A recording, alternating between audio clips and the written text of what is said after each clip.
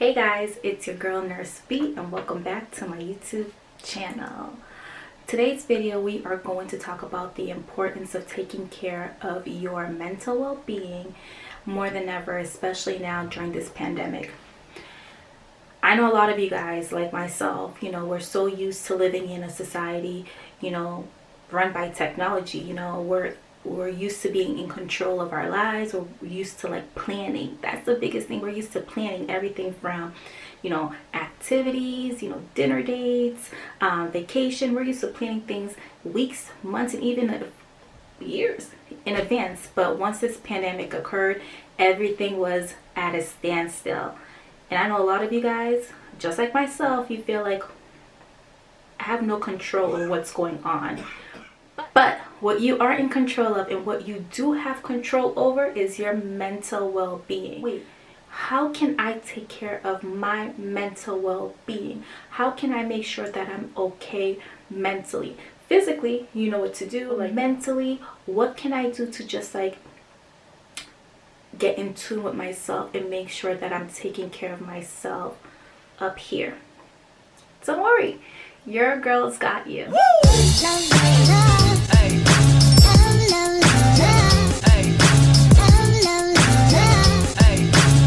Tip number one is limit watching news and social media. I'm not saying not to watch the news, because the news is important. You do have to know what's going on, whether it is but limit it. Limit it to only 30 minutes a day. If you're watching a news station that is giving you hardcore facts and that is not just like, at the end of the day, it's entertainment. Like, the news, they have to sensationalize everything, but make sure you're getting the most out of those 30 minutes. Keep it to 30 minutes. On social media, if you happen to see pages that's all they're talking about, and for your mental well-being that is not helpful, block that page. Block. Make sure that you're not seeing that on your social media feed. Visit accounts that can help me just bring positivity to myself. I don't want to focus on things that are just going to make me like weigh me down. So limit your social media intake. Number two, communicate your feelings. Communicate your feelings. And communicate your feelings is basically a way of reaching out to family or friends, someone, when you are feeling sad, if you feel as though you want to talk. More than anything, a lot of people are scared. We don't know what's going on. This is new to us, especially for my generation. We've never been through like a pandemic like this. So obviously, like right now, it's extremely scary. But it's important to talk your feelings. It's important to seek help and not keep things bottled up. Keeping things bottled up is not protecting your mental health. Instead, you are actually just like bottling that feeling, that anxiety, whatever you're feeling, you're bottling it up, and then eventually you're just gonna burst. So it's an alternative, any way to just talk, to communicate your feelings. It's important to get those feelings out. It's important to make sure that you're being heard, and it's important that you're seeking the help that you need. It's important to vocalize your feelings so that you're not holding on to anything which can hinder your mental well-being. 3, use this time to invest in yourself. I'm not gonna lie, I'm gonna be honest. At first, I was just like, whoa, we're staying home for how long?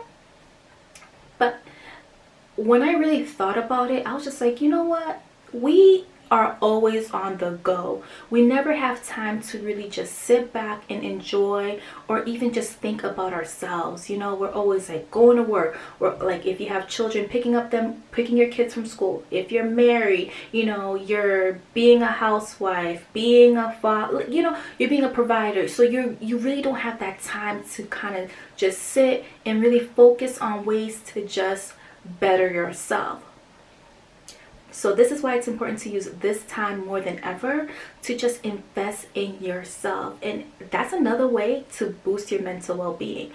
I know for me personally, I'm using this time to really focus on my channel, coming up and creating really good content that my viewers are looking for. This is your time to really enrich yourself. This is the time more than anything to just put yourself first. And I know as healthcare workers, we're so used to like caring for other people, we always forget about ourselves. But more than anything, this is the time it's okay to be selfish. I know a lot of us started doing, vision boards, in the beginning of the year. This is a really good time to go back to your vision board and really look and say, hey, I had these 3 top goals that I want to accomplish in 2020, and I haven't done anything. This is the perfect time to go back, revisit your vision board, and honestly come up with a game plan to execute. We have no excuse to not be able to execute our goals in 2020. Especially now, we got nothing but time. Make sure you're using your time wisely. When I talk about like, investing in yourself, it's not even about using this time to like, start a project. If you are one of us who work 2 to 3 jobs, and if this time is the time for you to just like relax and just rest, it's okay to do that. No one's going to look at you like, oh, you're lazy. No. Whatever you need to do to invest in yourself and your mental well-being, do that. Number 4, discipline.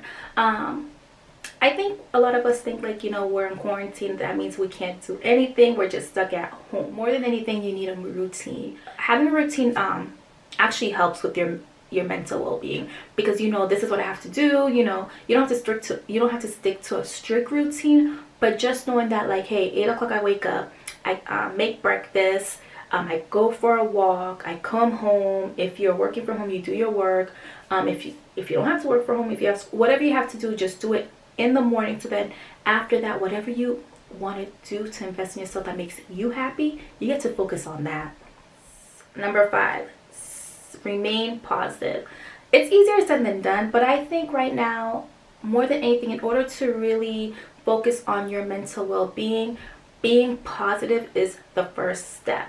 And the reason I say positivity is the first step is because when you're positive, then you're putting that energy out into the universe. And what I'm a strong believer of, whatever you put out in the universe is what you get back.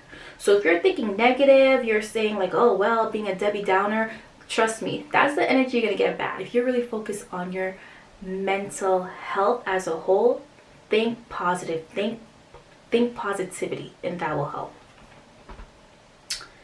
Number 6, separate from what is in your control from what is not. This basically means making sure you are focused in the present. Focus on things that are actually in your control. Your mental health, that's in your control, so focus on that. We can't focus on things in the past, we can't focus on the future, but what we can focus on is on right now. Right now, what can I do to not only protect my mental health and protect my family? That's what I'm focusing on. So make sure you just focus on the present. Don't dwell on things that are beyond your control. Like I said, as a society, we're always on the go, go, go, go. What's next? But right now, it's really not what's next. It's really what's now. So focus on what you're in control of. Focus on the present and focus on what you can do right now. And that's it. I strongly believe with mental health, it's not just 1 or 2 things. There's several things that we can do to protect our mental well-being, from reading, journaling, coming up with business ideas, or just relaxing. So what are some tips that you can offer my followers and myself? Leave a comment below and let me know. What are you doing to protect your mental wellness during this pandemic? Thank you for supporting my channel. Please, please, please remain safe, and don't forget to put your mental well-being as top priority during this time. Don't forget to like, subscribe, and leave a comment below. It's your girl Nurse B. Until next time, bye.